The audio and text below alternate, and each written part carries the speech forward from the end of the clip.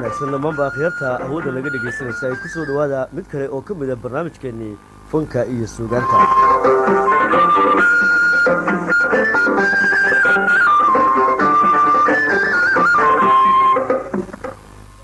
xasan xaaji cabdilaahi xasan ganay waxa uu dhegaystayaal ka mid yahay abwaanada safka hore kaga jira hal abuurka suugaanta soomaalida. abwaan xasan ganay oo badda maansadiisu si weyn isu muujisay bilowgii toddobaatanaadkii waxa uu ka sokow hibada uu u leeyahay curinta gabayada iyo maansada uu ka mid yahay oo kale ragga taariikhda ku leh qoridda riwaayadaha,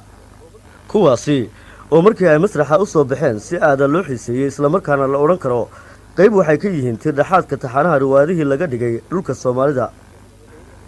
tibaaxda kale ee in wax laga iftiimiyo inooga baahanaysa marka hal abuurkan iyo kuwa kale ee dhiggiisa lasoo hadal qaado waa isagoo had iyo goor si gaara maansada xasan farta loogu godo in dhexroorkeeda ay ka muuqato hodantinimo xagga dhaqanka iyo hiddaha ah. taxanaha taariikhda hal abuur ee haddaba abwaan xasan ganay iyo dhinacyada uu maansada kaga milicsaday nolosha oo aynu kaga bogan doonno barnaamijkan iyo kuwa kale ee xiga intii aynu ka gaadhno ayaan haddaba doonayaa bal marka hore inaan wax ka ogaanno sidee iyo halkee ayaa taariikhda xasan xaaji cabdilaahi xasan ganay ay u soo bilaabantay. waad mahadsantay caliyow. anigu waxaan ku dhashay miyi markayga hore ma garanayo taariikhda. waxaan ku dhashay magaalada la yidhaahdo ulxaar agteeda ilaa dhowr iyo 10 jir waxaan ku gaadhay miyi. waxaan magaalo soo galay 60 iyo 59 ka mid ahayd mid baan soo galay. shaqo aan qabtay anoo yar hudheel garawla ay igu horreeyey. ka bacdi markii dambe makhaadi oran jiray steeriya iyo baan ka shaqayn jiray. waxaa ku xigay nin cali xasan afro la odhan jiray, saasaan jeclahay. muddo berberaan joogaan ka shaqaynayay hudheeladaa ka shaqayn jiray anoo ina yara. muxuu ahaa maalintii uu dhici jiray inqilaabkii hore xasan kayd iyo colkii lugooye iyo ay dhigi jireen 61kii waxaan ka shaqaynayay yuyakaan ka shaqaynayay hudheelka yuyakaan ka shaqaynayay. 63kii kolkay ahayd allah u naxariistay wadaadii abtiyaa 100 shilin siiyey. wuxuu ku jeeblayso jeeble ka dheer maalkii badaha iyo qaadan jiray muxuu ahaa maqasyada iyo dabeeto kii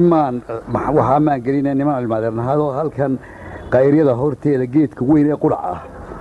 halkaa fadhiyey oo saabuun yar iyo saabuuna iyo ibada iyo alaaba ku iibiya halkaa la fadhiistay. dabeeto annagoo halkaa iskaa ladan meeshaa waxaan jiray maqaalku baanku yahay caanalilaa fadhii jirtay farshaanta lagu samayn jiray. waxaa kaloo lagu qodan haamaha biraha sameeyaa joogi jirtay oo wax ku samayn jirtay.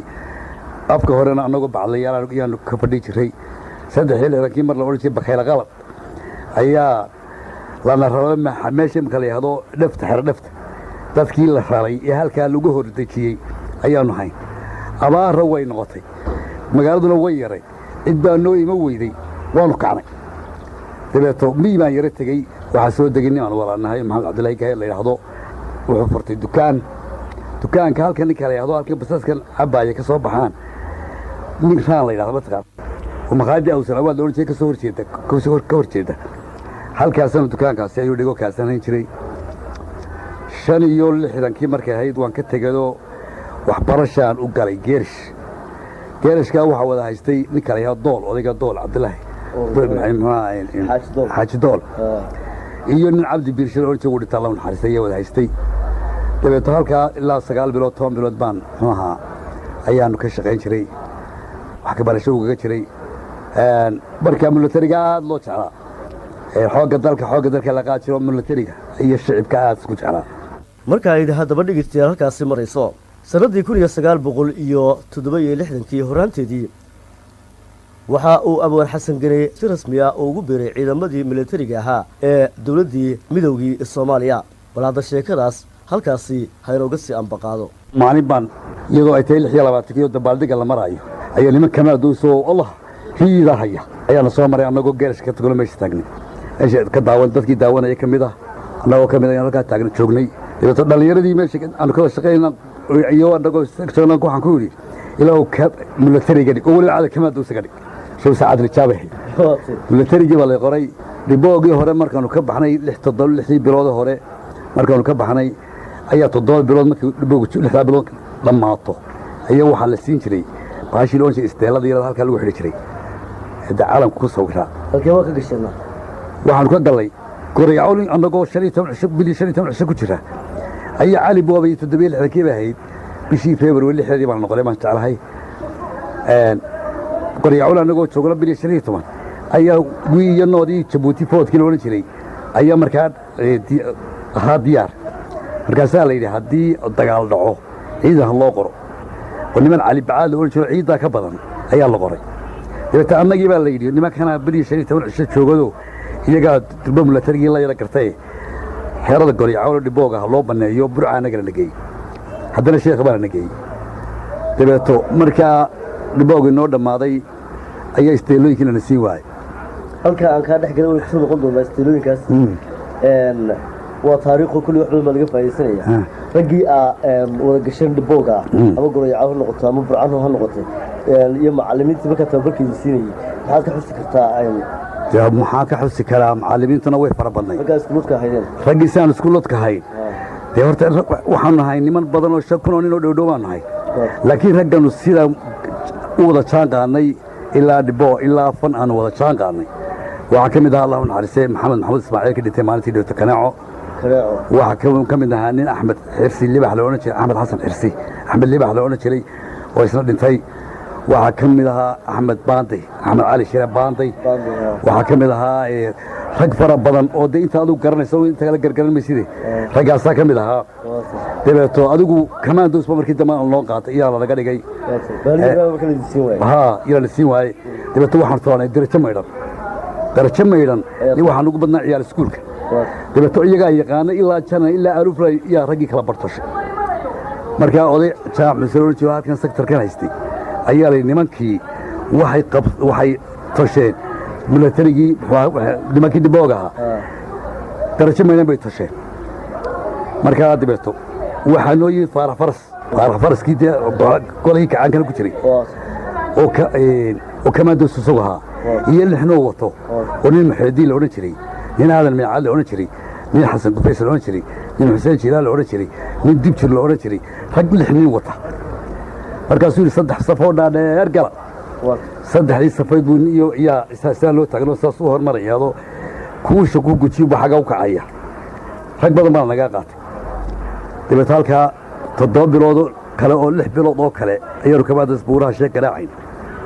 kabacdi waan ka baxnay Goryacol baa lagu celiyay markuu kacaanku dhashay nimankii oo kacaankii loo jeeday markay u dhacay 9 toddobaankii baan uruursanay raggaan ku sheegay kana Cali Axmed Libax baanta ilahe rag kale nin kale maxamuud isfaldin la orjay laho ayaan suursan oo riwaadan sameeyay laawna xariistay marxuumkii kana oo maalin dhageysanay 8 buu ku sheegay ma yahay markii 7 baa ahayd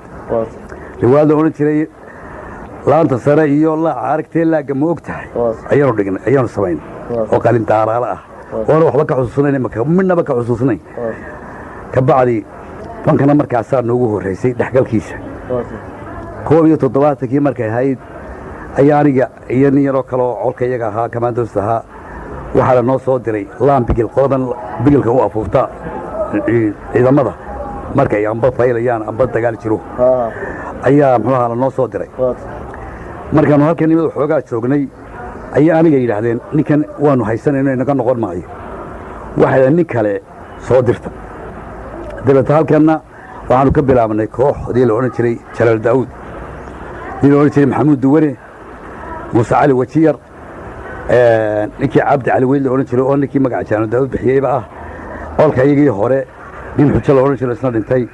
dad badan oo aynkaas heer iyo xumaan leeyahay oo markaa isugu tabliiq noqday oo aynkaas aan hayno kaana 7 markay ahayd waxaan sameeyay riwaayad loo jeedo Dabjacayl Kalwa waa tahay 1974 ayaa sida Xasan Xaaji Cabdilaahi Xasan Gari oo xusay uu curiyay amaba uu hal abuuray riwaayadii caan ka ahayd ee la oran jiray Dabjacayl Kalwa hase ahaatee